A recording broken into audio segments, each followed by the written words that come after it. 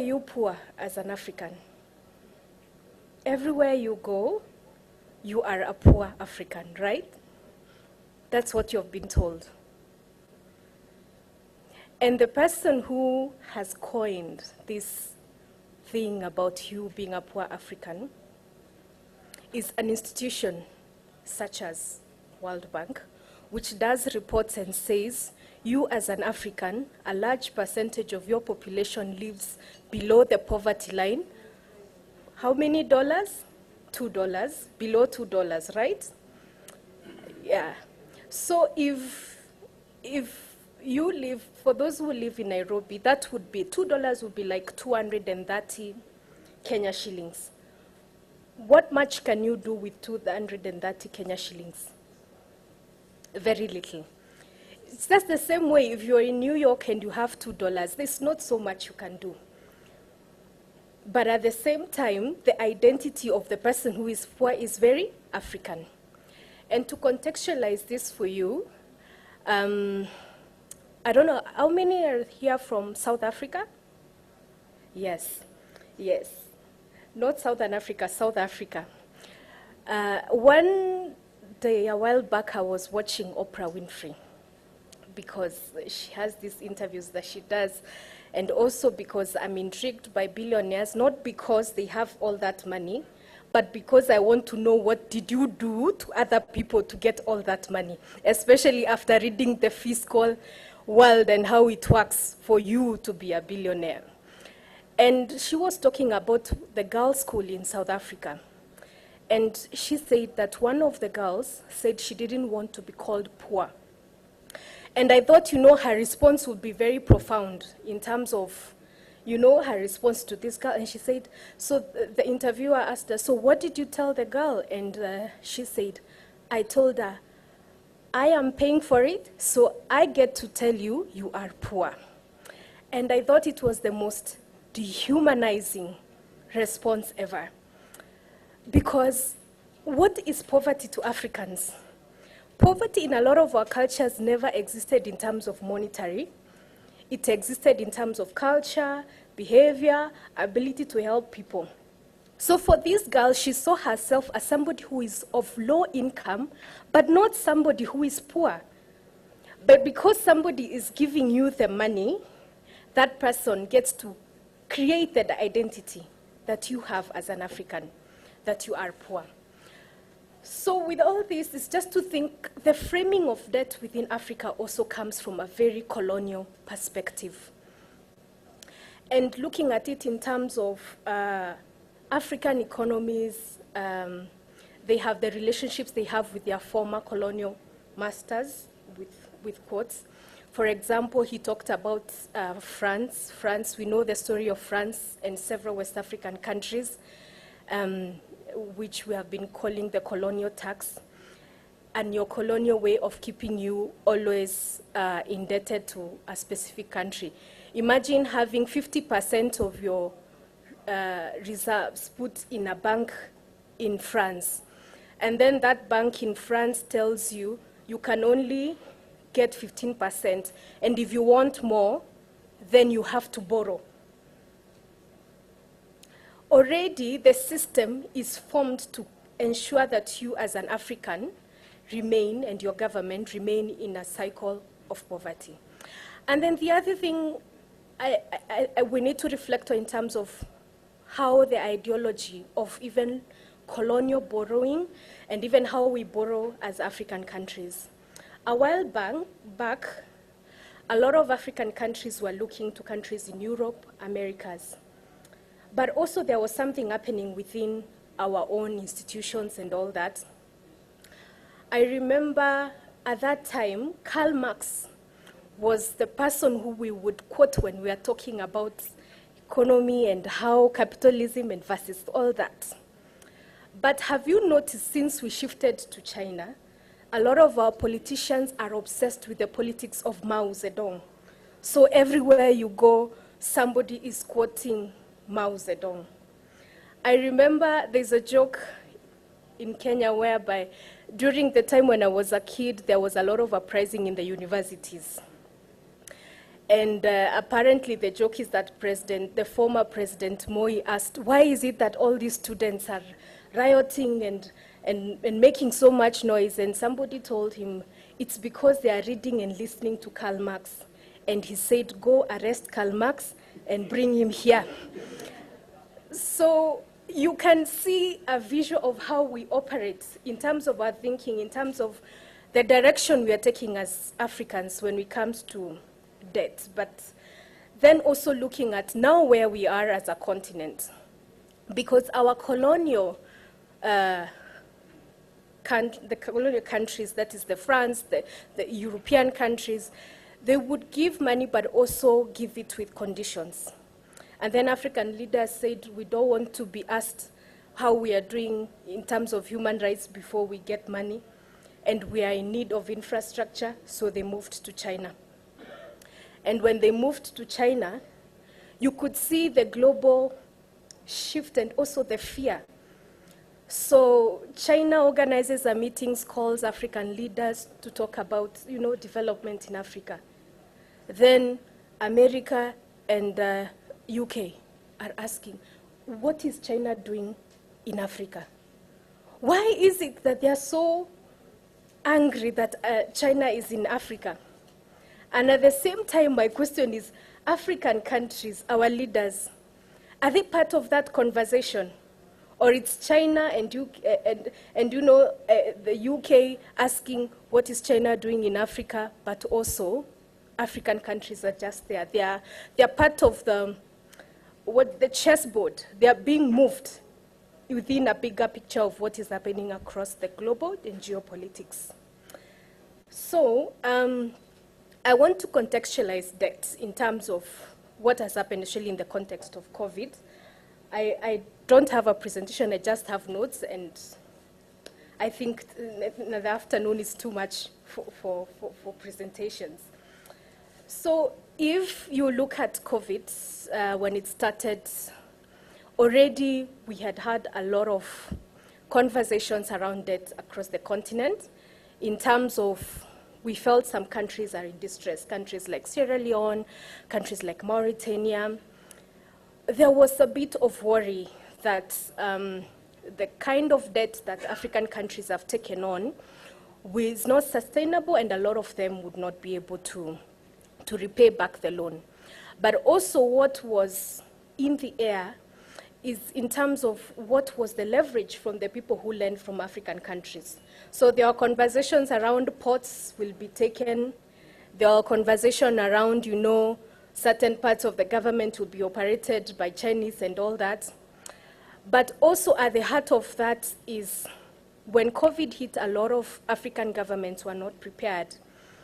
And what that did is that we now got into a situation in a panic mood, where we are trying to get monies to solve basic issues around health, to be able to mitigate and all that.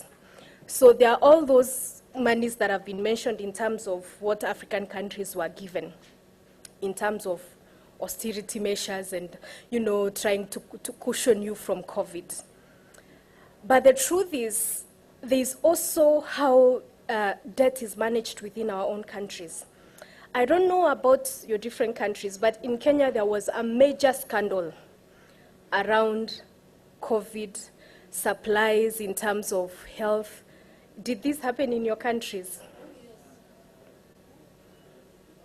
Yeah. So this money that was given to caution and to shield has gone to the pockets of people who wants to give a tender, and then all things were quoted at, I think 3 or sometimes 3-4 times the price of the original products. So already with that situation, now African governments found themselves in this situation where we are closing economies. A lot of things have happened. We are not able to respond to these things. Then came the vaccine inequality. And the vaccine inequality is whereby countries from global north decided they are going to hoard and keep the vaccines to themselves, and so there are no vaccines to African countries. So you had countries like Canada, who have a population of around, I think, is it 20 million? But they have like 40 million of the COVID vaccines. At the same time, African countries are saying we can buy. But people don't want you to buy. They want to give you as charity. Why is it that people want to give you your medicine, this medicine that you want to buy as charity? It's because they get to negotiate with you. For example, I remember just before Uganda got their first batch of COVID-19 vaccines, I think there was something happening. I think it was a negotiation for refugees. And they were asked if they would take, remember, Uganda is one of the countries with the highest numbers of refugees, the country that is hosting quite a large number of refugees. So Uganda accepted, yes, we'll take in a few more refugees. And the next week, there was an announcement that COVID vaccines are heading to Uganda. Then in terms of the two institutions that have been spoken about, the IMF and the World Bank, you know, at that time, there was a lot of borrowing. And I remember that time when World Bank just recently gave the Kenyan government around, is it 800 billion or something like that? And somebody on Twitter asked, so they just wake up and give him the money? And I'm like, yes, because the entire existence of these organizations is to give low-income countries money, and they keep them in the system that was described. So yes, if he wants loans, he will get the loans. And also, he doesn't have to account for it. I mean, he's getting out this year, hopefully. So it's not a big thing for him. So there are all these institutions, then they come in and they tell African countries, now that you're trying to rebuild your economies, we will help you, redo that.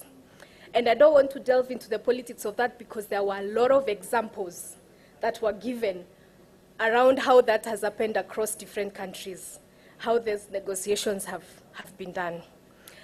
But then, when you look at that, now the consequence, we can begin to feel them as citizens.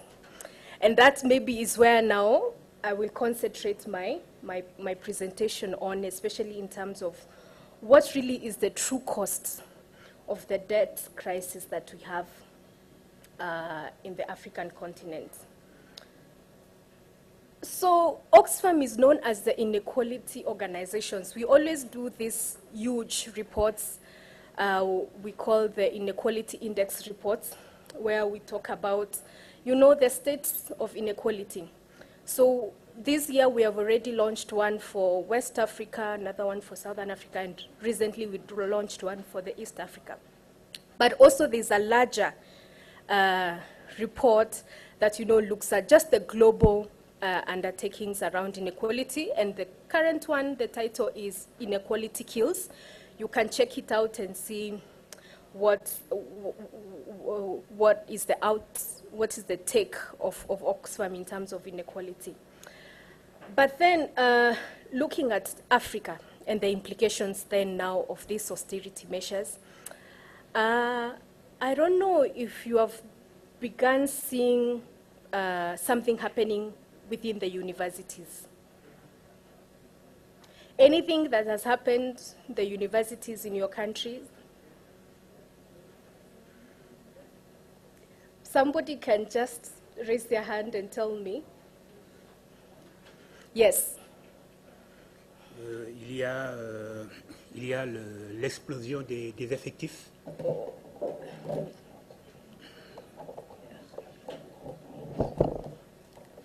Come again? Il y a l'explosion des effectifs dans un premier temps.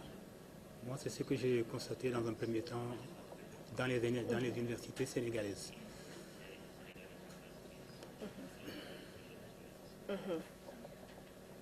Any other country that wants to give an example. Yes. Bon, chez nous, par exemple, au Mali, on n'arrive plus à achever les années universitaires. Je ne sais pas comment l'expliquer. Vous allez trouver qu'il y a des enfants qui ont fait le bac il y a 3 ou 4 ans, qui devaient peut-être terminer leur cursus au bout de 3 ou 4 ans, mais ils sont encore à l'université 5 ans après et ils n'arrivent pas à terminer leur cursus. Voilà un peu un problème très sérieux que nous on vit au niveau du Mali actuellement. Je voulais dire que c'est aussi le cas au niveau de l'université de Dakar. Il y a des étudiants de l'année 2020-2021 qui sont encore en train de finir cette année scolaire-là au niveau de cette année 2022.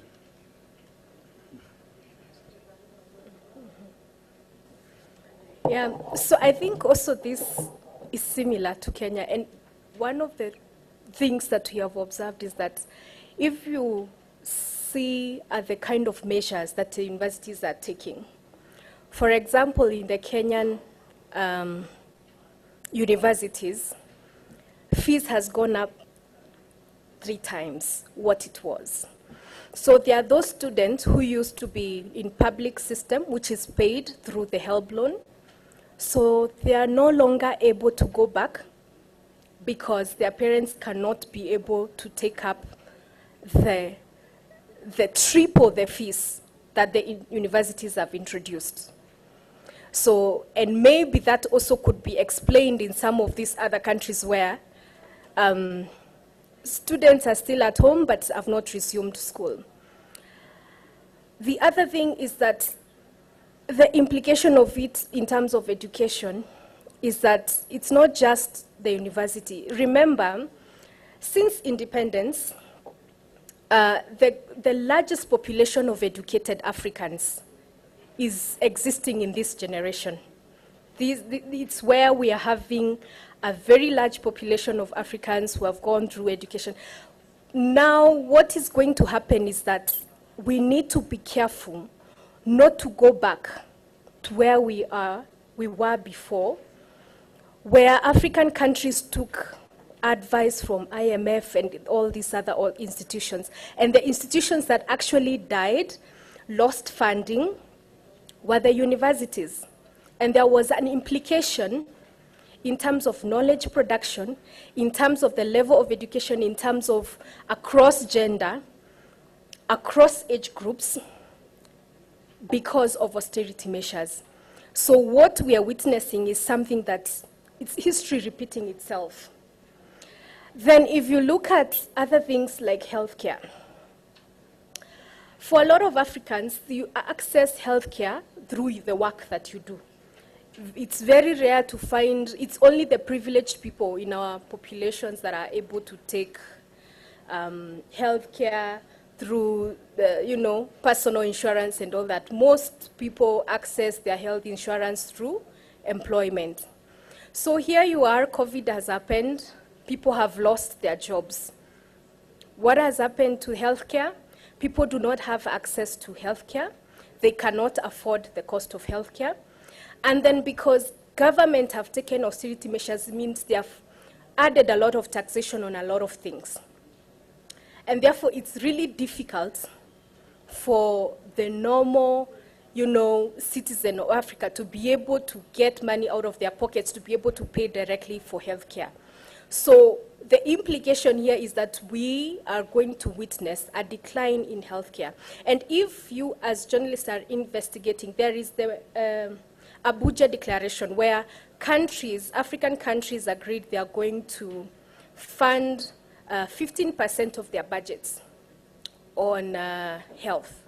Now, if over 30% of your budget is going back to repaying loans, will you be able to put 15% to healthcare? And then also, there's the investment on agriculture, which is supposed to be around 10%. African countries are not able to do that because why? A large percentage of this money they are heavily, heavily taxing you on still goes back to paying the debt, the loans that they had taken, and now they are unable to pay or they are struggling to pay. Then the other thing this year is AU Year of Nutrition. And I've spoken a little bit about the CADIP, which is called the Commitment on the Comprehensive Agricultural Development Program, which of course governments say 10% of our budget will go to, nutrition, will go to funding agriculture and all that. I have seen a lot of social media campaigns around food prices must go down. Food prices will not go down if you are taxing double the money on the fertilizer that the farmer is using. If you are taxing double the fuel cost that the farmer is using to get their food from the farm to the market, food prices will not fall. For example, in some countries where actually the oil prices have gone up, and I find this very interesting. I don't know if they have started telling you in your countries that the reason why things are so bad is because of Russia and Ukraine. Yeah. So countries had economies not working since before COVID. So COVID just made it worse. Now we have shifted from COVID. We are like, this crisis is because of Russia and Ukraine. No, it's not.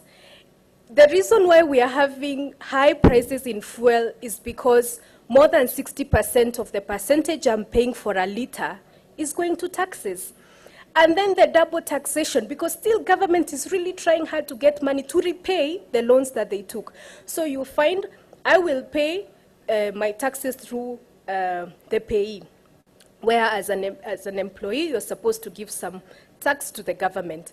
Then from there, I'll go to the shop, I'll buy food, I'm taxed on that food.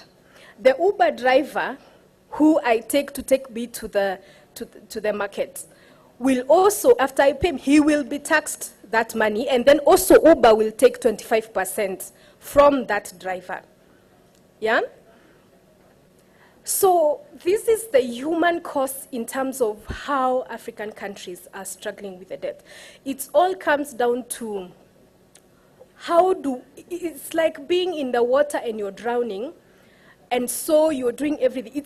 They're like this, under the water. You're seeing them doing speeches from here, but under the water, they're really struggling to survive because of the debts that we have taken over the period of time. And I think I don't want to go through that because I feel he really contextualized in terms of how those debts are received by African countries. Then something I found quite interesting.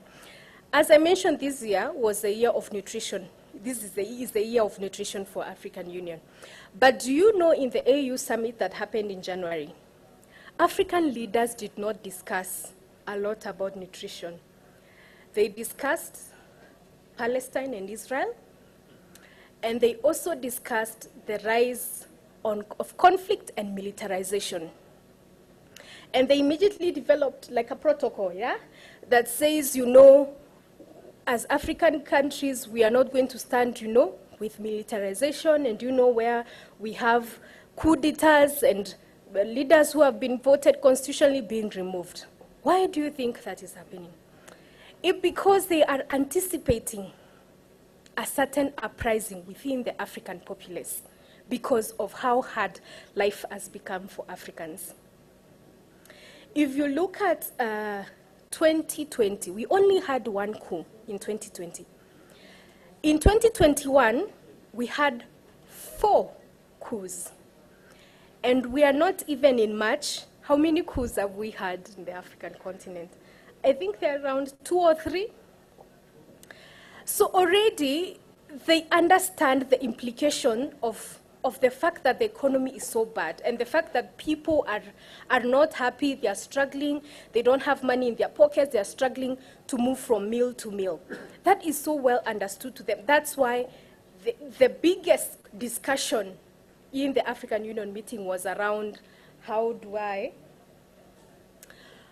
we stop this rise of military takeovers and all that. But also something is in it, because in some of these countries where there were military takeovers, the citizens actually supported it. There were countries where citizens supported it, right? So the implication of that is that they're already nervous, that you as the African citizens, there's a way you're organizing around it, there's a way their presence, their existence within the structure of governance is really threatened.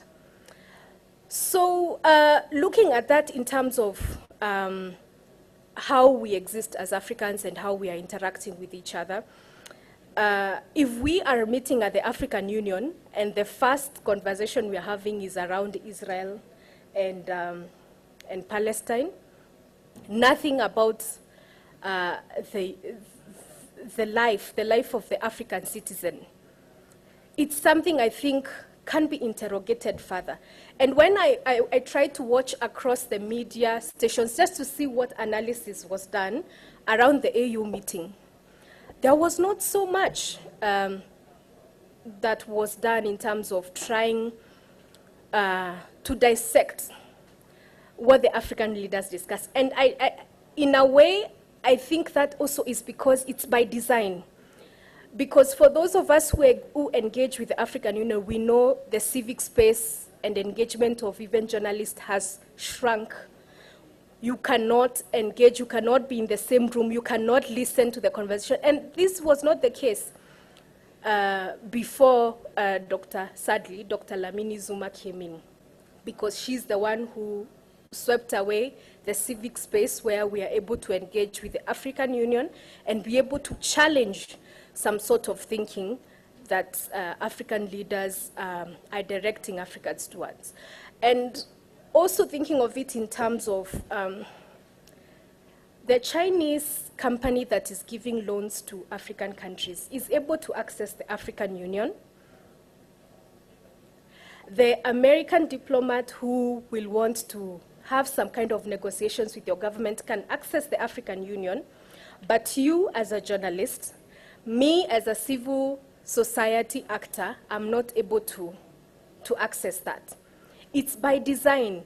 The whole thing around how the negotiations are done is by design.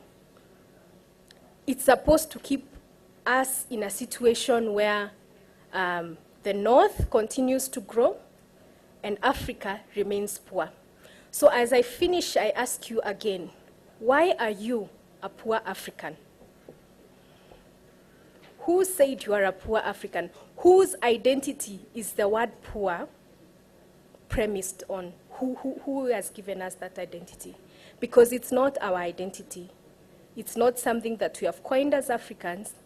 It's a system that is created to portray and to keep us poor. You and I are the people who hold our governments to